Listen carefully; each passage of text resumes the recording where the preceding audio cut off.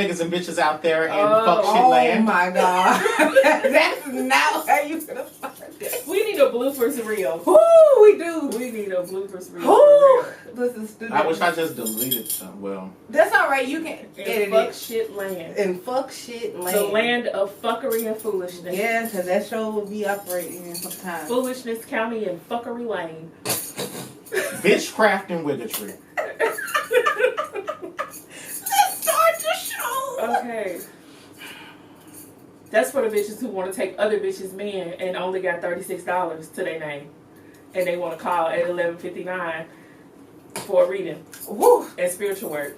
Ooh. And they spent $2,000 on a nigga before. Hello.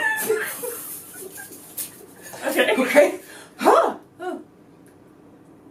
Make sure y'all got y'all motherfucking notes. Hello, everyone, and thank you all for tuning into. Oh shit! Make sure it's recording. Make sure it's I had my recording. smile on.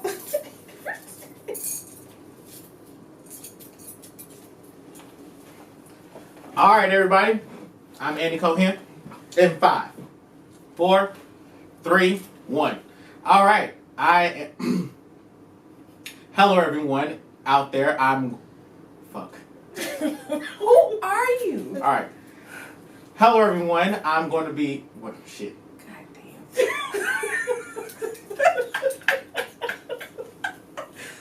Woo! Come on, let's go. Hello, everyone, and I'm going to shit. Yeah. Do All I right. need to No, start? I got it. Okay. Hello, everyone, and thank you all for tuning into this week's episode of Sophisticated Sunday. I'm going to be your teacher today, Huganzo, and I'm joined by my lovely co-host, Priestess Peach Blossom. And Priestess Reverend Osun Funke. Yes. and neither one of them are to be fucked with. Not at all. So we're going to be discussing today something called the Ancestral Treasury. We briefly mentioned the Ancestral Treasury in numerous videos, but we haven't talked about it in great detail. So I was hoping that today we could have an intense and very pointed discussion about the Ancestral Treasury so that our viewers out there could start tapping into their Ancestral Treasury and also by tapping the power within. Mm-hmm. So to preface this video, I want to say that we all are expecting you to have read or to be familiar with the teachings in Tapping the Power Within or in Fervent. If you are not, then please enroll in mentorship with us. Go to www.blackspectrumnetwork.com and you'll be able to find our mentorship applications on each of our respective biographical pages.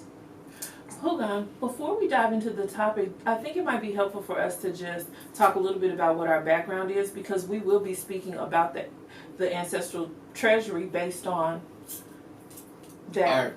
What influences our understanding of it. Mm-hmm. All right, so I am a Haitian voodoo priest. Mm-hmm. Now, VODUN, which is different than VOODOO. Voodoo is fond for worship of the ancestors. So we all practice voodoo. Yes. But I am a priest of Haitian Vodun, meaning that I work with the Loa. A lot of my religious teachings and rites of passage were given to me in the land of Haiti, and that's enough said. It's essentially Haitian Voodoo is a very flexible religion. It's very flexible in its magical nature. We work a lot with the earth. And we work a lot with inanimate objects and actual human body parts, and depending on your particular path in Haitian Voodoo. Right. I'm Priestess Peach Blossom. I am a hoodoo conjure root worker, Memphis hoodoo to be more specific. Yes. In hoodoo, we do work with our ancestors. That's the point of it all. We do practice ancestral worship. That is a must in order to do hoodoo. You cannot do hoodoo without consulting or working with your ancestors. And I am Priestess Osun Funke. I am an Iyanifa and also a priestess of Osun. I practice African spirituality in general, but Ifa, which is the spiritual tradition of the Yoruba people specifically. All right.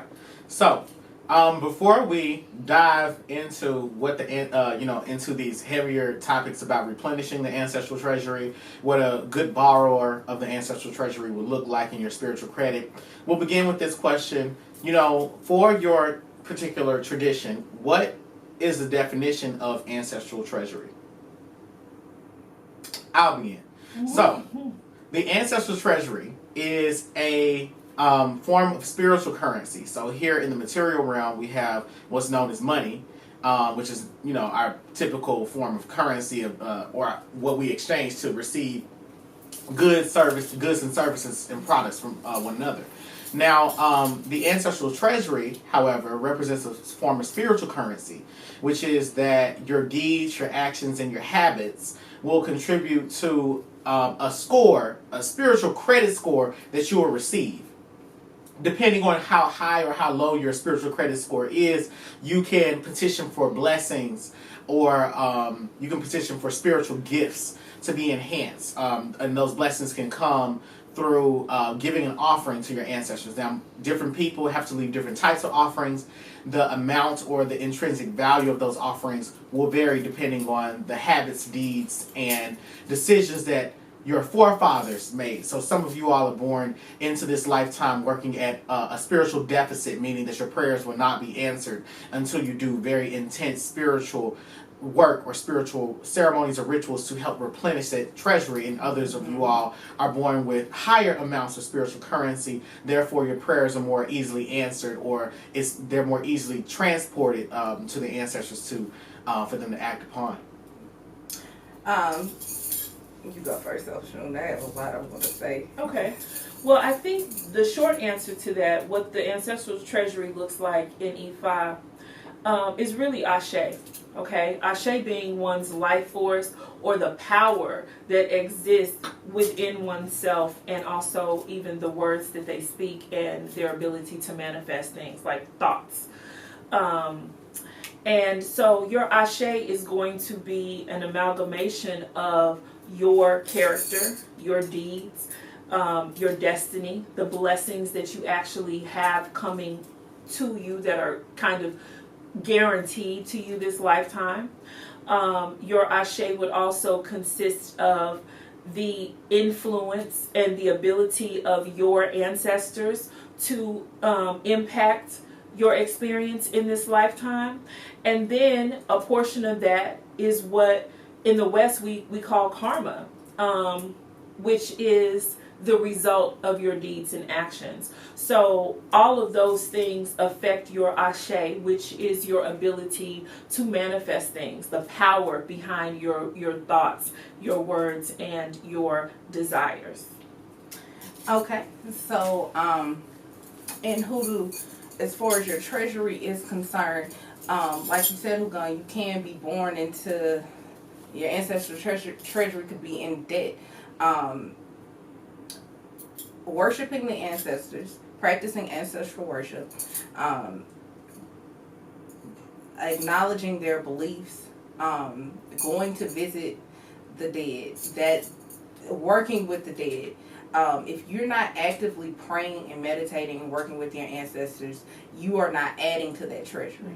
Mm-hmm. The ancestors are worthy of respect and praise, and we have to they're just included in everything. So if you're not only paying attention but paying your respects to your ancestors, I do fear that your treasury could be almost bankrupt at this point.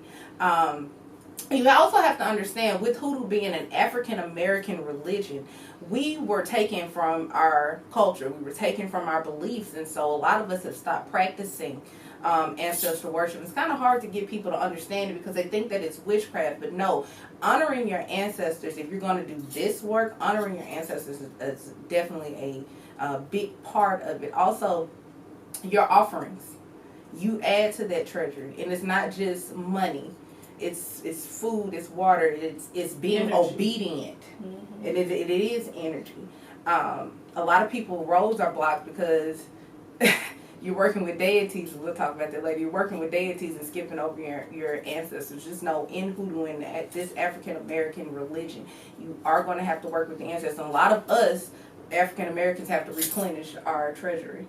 Yes. Yeah, because we've been, you to think about it, we've been slaves, right? And our ancestors have had to push us through slavery, Yeah. push us through Jim Crow, push us through Donald Trump, you know what I mean? Exactly. And a lot of them are pushing with no money, with no energy, with no prayers, with, so. Maybe yeah. a picture on a coffee table Maybe. in the living room. Maybe, but they sure got Jesus up. Right. Well, you spoke about something. You said some people's ancestral treasuries will be bankrupt. Now, I've definitely read for some bankrupt bitches before, and I've been appalled at some of the cobwebs and dirt that are left in you all's ancestral treasuries. But I'm not going to sit here and diminish you all. I'm going to build y'all bitches up by breaking y'all down first. And so the first back-breaking ass, broke back mountain ass question I have for y'all is, what grows the ancestral treasury? I think the first thing is prayer. Yes. The very first thing is prayer. And it's an interesting concept because we tend to think of prayer as when we ask for stuff. Mm-hmm. You get on your knees and you say, Jesus, please. And you need to be specific, sweet baby Jesus or stringy haired white Jesus. Or black Jesus. Or black Jesus, but whichever Jesus you're praying to, you get on your knees, Jesus, please, help me come up with the money for the rent this month. Please don't let this nigga really be cheating on me, Jesus. Please don't let them call me off my job because of them badass kids tomorrow, because I need my check to be full this week. Jesus, please. Amen. Okay? That's how y'all's life looks. Yeah. That's how y'all life looks, especially when you're still praying to Jesus. Because the pray only has the ask in it. It only has the ask ask in it. And it's really just hoping and wishing. And wishing. That's not and how not prayer actively works. generating, not actively accumulating energy, putting it together and directing it towards your desires. Y'all really need mentorship. Really. Every time we get into a subject, I'm just like, damn, I really need to teach them how to do this. And that's the only way I know to do it. However, let me try my best to answer this question. So, what was the question? What grows the ancestral treasury? Okay. Look, I had to look over So, what grows the ancestral treasury, I think the first thing that you can do is pray. Yep. But you must understand that prayer is not just asking for shit. Okay? Prayer is first praise. Yep. The P in prayer stands for praise and worship. And I am referencing here material presented by Priscilla Shirer in her book Fervent. Okay? So the P in prayer represents praise. Praise and worship. So thank you, my ancestors, for walking with me all this time, even when I was unaware. Thank you for coming before me, for enduring those atrocities that I didn't have to. Thank you for paving this road that I'm walking with your footsteps. My ancestors, I thank you. And blazing the trail, Right. all the sacrifices, the honorable ancestors, you have to, that is very So that important. would be the first thing. Oprah actually has a remarkable little snippet from a speech that she gave at the opening of the African American Smithsonian Museum, and she specifically mentions calling the name of those ancestors that came before her, and we see what Oprah's Ashe is all about. We see what her ability to manifest. And I don't want to hear any of y'all's conspiracy bullshit. We see what Oprah has done, what she's been able to accomplish, and she herself said that she speaks her ancestors' names daily. Okay? So the first thing I think that we can do to add to the ancestor treasury would be to pray. To pray to our ancestors. Yes. And by pray, I mean offer them praise, offer them worship, offer them thanks. Yes. Okay? Now, there are other things that you would also do with your ancestors, but I'm going to leave it right there. That's my answer. The very first thing that we can do to begin to make deposits into the ancestral treasury would be praise and worship. Yes, praise, praying and worshiping, yes. I'm going to also add, after you do that, you need to have your ancestor altar together. If you need to know how to build your ancestral altar, if you don't know, please book an Ancestral Life Path reading with myself, Priestess Osun Funke, or Hugon Zo. But yes, on this altar, you are literally making offerings, right? I think you talked about it on your live recently that certain offerings bring about certain things. Mm-hmm. You know, if I give my ancestors red pears, well, I can expect a whole bunch of money. You know, if I give them grapefruits, I can expect protection from sickness, especially with this coronavirus. Mm-hmm. And that's the thing, knowing your ancestors and what they like and what they don't like and what certain things are good for. But to add to that, definitely, you would need to build your altar. What if you offer them yellow M&Ms? We want to offer our ancestors healthy things. We want them to take from the essence of, you know, fruits, vegetables. Yeah, we want that. You can't keep, I mean, there ain't much they can do with some M&Ms to give them cavities. You just saved the shit out of Osun. I'm sorry, I'm sure. Did you give him? It's an inside joke that I might get into later. Okay. Because We done already talked about it. We talked about it on the Sophisticated Sunday, but you know, it's all right. Oh yeah. Mm-hmm. Peach didn't connect the dots. I didn't connect the dots. Well, so yeah, the P in prayer stands for praise, which means to give thanks, to celebrate, to make that moment sacred. The R is for some shit that y'all need to read in her book. The A is for ask, and the Y is for get the fuck out of here if y'all think I'm gonna teach y'all some shit about praying. But what grows, yes, enroll in mentorship. Yes. What grows the ancestral treasury are when each and every action that you make today comes with a consequence. Now, the consequence can be positive or negative, right? Mm-hmm. So the actions that you make today will affect the quality of life that you live tomorrow, otherwise known as karma. So you want to be mindful that when you have the prayers, when you have that altar, you also need to change your behavior as well. Ooh. Yes. Changing your behavior starts with changing your mind. Yes. The easiest way for you to change your mind is for you to be exposed to information that's life-transforming and soul-shattering, such as an ancestral life path reading. Mm-hmm. Yes. And so, with that being said, in order for you to increase the value of your ancestral treasury, you have to develop your character. Mm-hmm. If you all watch the 7 Spiritual Laws of Voodoo, the teacher, the professor, she says, in voodoo we learn that we're supposed to, if someone is weak and they need help crossing the street, you help them cross the street.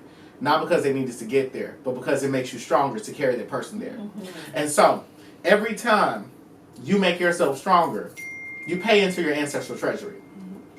Now, you often hear us talk about weak-ass ancestors, because a lot of y'all are some weak-ass people. Now, the world doesn't just breed weak-ass people. You're born from a weak-ass person. Yeah. So we know about generational curses. Some of them you all are too weak to resist.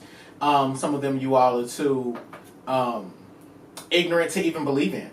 The first step starts with changing your mind. Yeah. And when you change your mind, you start making healthier choices. You're then able to decipher the reasons, the esoteric reasons behind why you need to practice ancestral worship. Why does it you need to leave fruit and alcohol when fruit is just another form of alcohol? Mm-hmm. And in addition to that, when you have raised or ascended your mind, you're able to make better decisions, meaning that the choices that you make are better. When you have people that build wealth made a series of good decisions. A series. And gosh, I have to say something here because we speak, as practitioners about this all the time, how people don't seem to understand that life is just a collection of decisions. Yep. It is literally, when we talk about your path, we are not being poetic. We're not being metaphorical. You literally take one step and then another and then another. Yeah. It's how y'all walk, baby. It's how we get from one place to the next. So life is a collection of steps and decisions. And so you must be, we've all heard the saying, be impeccable with your word. You must be impeccable with your every action. And you can even break it down and say you must be impeccable with your thoughts, because everything starts with a thought. Mm-hmm. And then be impeccable with your words, because we know that with a word, the worlds or the universe as we know it was created. God said what? Let there be light. So the power of life and death is in the what? In the tongue. So yeah. Yeah. One of the exercises that I have my students do is it's change your words, change your world, and I have them practice for an hour a day saying Ashe after every statement that they make. Yes. Just to improve upon the purity of their words and intention. Yeah, because the universe doesn't know the differences if you're joking or not. You know, people be like, girl, I remember singing this Tyler Perry song on one of his plays, and it was Down on My Luck. You remember that back? Yeah. Okay. I had everybody in the house singing this song, and before I knew it, the car broke down. There was issues in the house, and I was just playing, but the universe does not know that you're playing. What you speak, the universe is going to literally act upon it. And it's not the universe, it's the spirits that inhabit the universe. Yes. Yes. We call them Ajogun and Ifa, and these are spirits whose sole purpose is to cause you difficulty. And they can't wait for you to give them an order. Yeah, and a lot of people are constantly giving orders every freaking day, and that's why the gospel song says, "Order my steps." You know what I mean? Yeah, we would talk for a long time about that. The point being, what grows your ancestral treasury is your soul's development and developing your spirit. So if you want to develop your spirit, please enroll in mentorship with us or book an ancestral life path reading. We also have a spiritual life coach on staff, Dr. Truesdale, who will read you for your life. So what depletes the ancestral treasury? Working with deities that you don't have authorization to, because when you call on Osun and you call on Barone and you call on Papa Legba and all these deities, they need payment, and a lot of times you guys are not paying them. Guess where they pull from? That ancestral treasure. The ancestors that you're ignoring and don't want to pay your respects to, you don't want to give them offerings, you just want to go straight to the deities. Yeah, your deities are literally bankrupting the ancestors. Because think about it, it's like spiritual surfing or spiritual traveling. You know, you're going into houses that don't belong to you. You're going into museums and viewing ancient artifacts and getting information, entering ancient bookstores that belong to other cultures. Who's paying for that entry?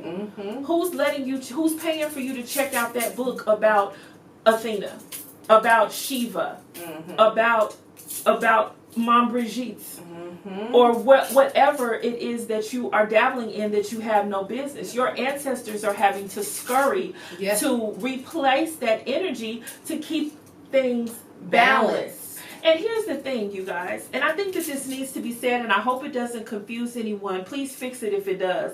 But this is what I want people to understand. Your ancestors don't need your oranges, okay? They have been sustained. Yes.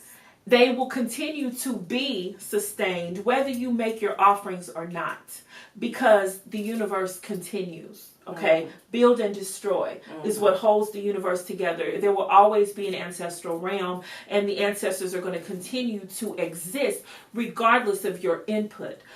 But we all know that if you want something to grow, you could take a handful of seeds and throw them in your backyard, and a certain percentage of them are going to grow if there's water, if there's sunlight, okay?